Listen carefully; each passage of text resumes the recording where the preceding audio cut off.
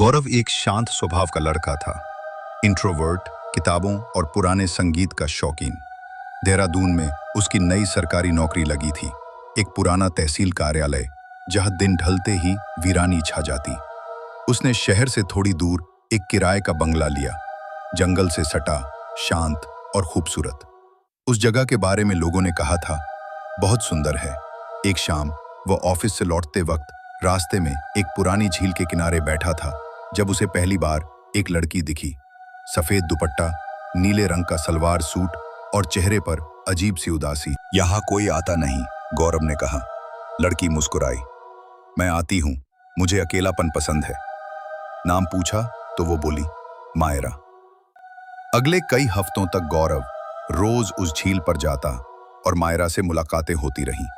वो हंसती थी, गुनगुनाती थी और गौरव को जिंदगी में पहली बार लगा कि उसे किसी से सच्चा प्यार हुआ है। मायरा को गौरव की पसंद नापसंद पता थी। वो हर सवाल का सटीक जवाब देती थी, जैसे वह गौरव को बरसों से जानती हो।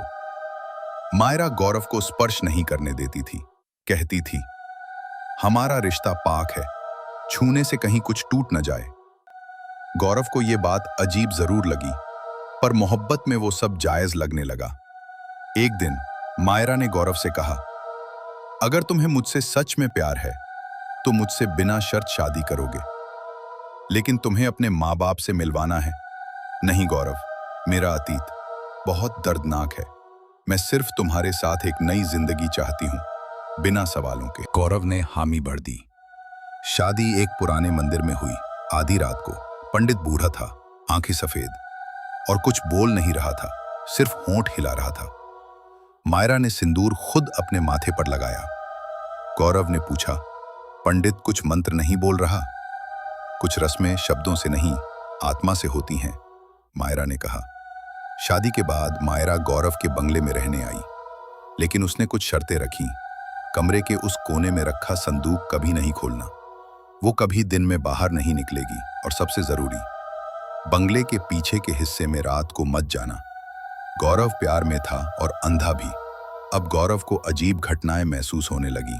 रात को दरवाजे खुद ब खुद खुल जाते। मायरा कभी कुछ खाती नहीं थी। गौरव पहले पहल सोचता था शायद व्रत करती हो या ज्यादा खाती नहीं, लेकिन धीरे धीरे उसने महसूस किया कि चाहे कुछ भी हो, मायरा का हाथ कभी थाली तक नहीं जाता। जबरन कहने पर भी वो सिर्फ होंठों तक खाना लाकर रख देती और फिर वही थाली अनटच्ड पड़ी रह जाती। एक रात गौरव जल्दी घर लौटा, सोचा मायरा को सरप्राइज देगा, लेकिन जैसे ही वो कमरे के पास पहुंचा, उसने मायरा को दरवाजा बंद किए बैठे हुए देखा और कमरे में कोई धीमा सा मंत्र जैसा गूंज रहा था। उसने धीरे से झांका। मायरा की आंखें बंद थीं और उसकी हथेलियां हवा में उल्टी हो गई थीं। उसकी उंगलियां ऐसे मुड़ी थीं जैसे किसी पुरानी लकड़ी की टहनी हो। गौरव घबरा गया, आवाज दी, मायरा। अगले ही पल सब कुछ सामान्य हो गया। मायरा मुस्कुराते हुए बाहर आई। कब आए? गौरव ने अनदेखा कर दिया, पर उसका मन अब शांत नहीं रहा।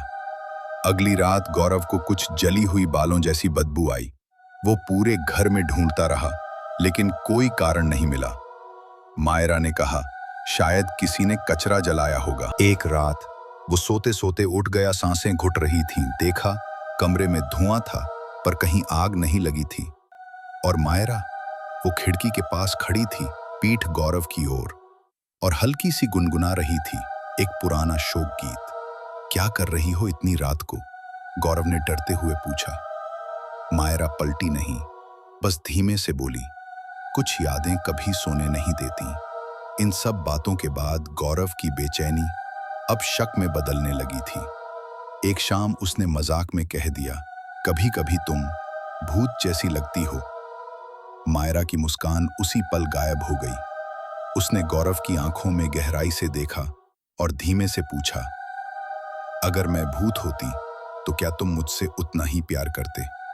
गौरव ने हल्की मुस्कान देने की कोशिश की, हाँ, पर उसके दिल में जैसे किसी ने बर्फ रख दी हो। उसके बाद कुछ दिनों तक मायरा बहुत शांत हो गई, ज्यादा बात नहीं करती और रातों में देर तक खिड़की से बाहर झांकती रहती। गौरव अब भीतर से टूटने लगा था। वो हर बात को नजरअंदाज करने की कोशिश कर रहा था, पर अब शक उसकी नींदें खा चुका था। उसने तय किया कि इस बंगले और मायरा के अतीत के बारे में कुछ जानना होगा। तभी एक दिन एक पुरानी अलमारी में उसे एक पुराना दस्तावेज मिला, बंगले की लीज कॉपी। उस पर नाम था श्रीमती मायरा शुक्ला, 1998, और दस्तावेज की तारीख 15 साल पुरानी। अब गौरव खुद को रोक नहीं पाया। अगले दिन वो सीधे शहर गया और उस बंगले के पहले मालिक एक बूढ़े व्यक्ति से संपर्क किया। जैसे ही उसने अपना नाम बताया और बताया कि वो उस बंगले में रह रहा है, बूढ़ा आदमी कांपने लगा। बेटा मायरा, तू जिंदा है? अब तक बूढ़ा आदमी गौरव को देखकर कांप रहा था। उसका नाम था धर्मदास, कभी इसी बंगले का मालिक था। तू जिंदा है? क्या मतलब? गौरव चौंका। धर्मदास ने कांपते हाथों से गौरव को अंदर बुलाया, दरवाजा बंद किया और धीरे से बोला, उस बंगले में जो रहती है वो कोई इंसान नहीं बेटा, वो मायरा है। लेकिन वो अब इंसान नहीं है। गौरव अविश्वास में पड़ गया। आप उसे कैसे जानते हैं? धर्मदास ने एक पुरानी अलमारी से एक फोटो निकाली। उसमें वही बंगला था और सामने खड़ी एक लड़की, मायरा, मगर पीछे कोई और भी था, एक लड़का। उसका चेहरा गौरव से हूबहू मिलता था। ये मैं नहीं हूं, गौरव बुदबुदाया। धर्मदास बोला, ये उसके मंगेतर का फोटो है अर्जुन। दोनों की सगाई हुई थी, लेकिन एक रात अर्जुन कहीं गायब हो गया। लोगों ने कहा कि वो मायरा को धोखा देकर भाग गया, और मायरा उसी रात वो कुएं में कूद गई। गौरव की रूह कांप गई। उसे याद आया, बंगले के पीछे एक पुराना कुआं है जिसे मायरा ने छूने से मना किया था। उसके बाद बंगले में अजीब घटनाएं होने लगी। लोग कहते हैं मायरा की आत्मा अभी भी वहीं है। गौरव कांपता हुआ बंगले लौटा। अंदर सब सामान्य था। मायरा वही थी, मुस्कुराती, वही चाय हाथ में लिए। कहाँ थे? उसने पूछा। बाजार गया था, गौरव ने झूठ बोला। पर उस रात गौरव को नींद नहीं आई। आधी रात को अचानक आंख खुली। कमरे में अजीब सी सरसराहट थी। देखा, मायरा बिस्तर पर नहीं थी।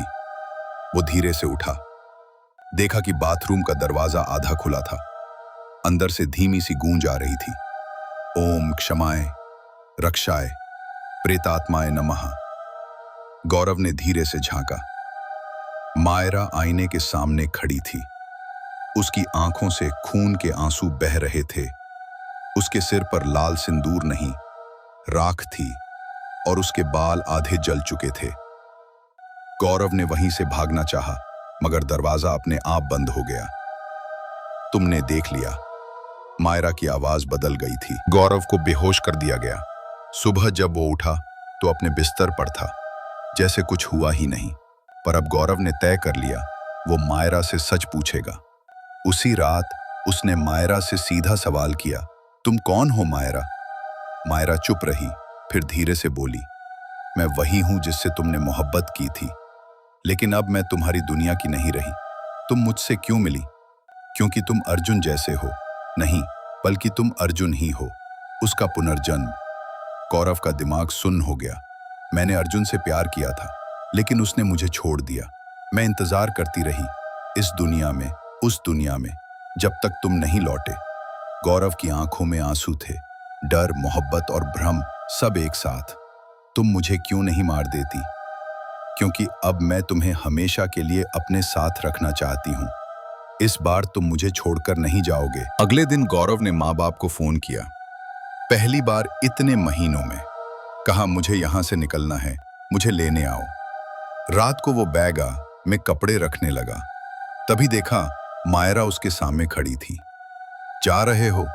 गौरव ने कहा, मुझे माफ करो, मैं तुम्हें नहीं छोड़ रहा, खुद को बचा रहा हूं। मायरा की आंखें अब शून्य थीं। तुम जा नहीं सकते गौरव, हमारी शादी इस लोक में नहीं, उस लोक में हुई थी, और अब तुम मेरे हो पूरी तरह से। कमरे की दीवारें थरथराने लगीं, खिड़कियां टूट गईं। गौरव चीखा, भागा, मगर दरवाजा अब बंद हो चुका था, हमेशा के लिए। एक हफ्ते बाद गौरव के माँ बाप जब वहां पहुंचे तो बंगला वीरान था। कोई नहीं था वहां, सिर्फ झील के पास एक नई पत्थर की पट्टी रखी थी। यहाँ वो आत्माएं रहती हैं जिनकी मोहब्बत कभी अधूरी नहीं रही, पर पूरी भी नहीं कही जा सकती। अगर आपको हमारी कहानी अच्छी लग रही है तो कृपया चैनल को सब्सक्राइब करें, कमेंट बॉक्स में कमेंट करें आपको कहानी कैसी लगी। आप अपनी कहानी हमें मेल कर सकते हैं, ईमेल आईडी डिस्क्रिप्शन बॉक्स में है।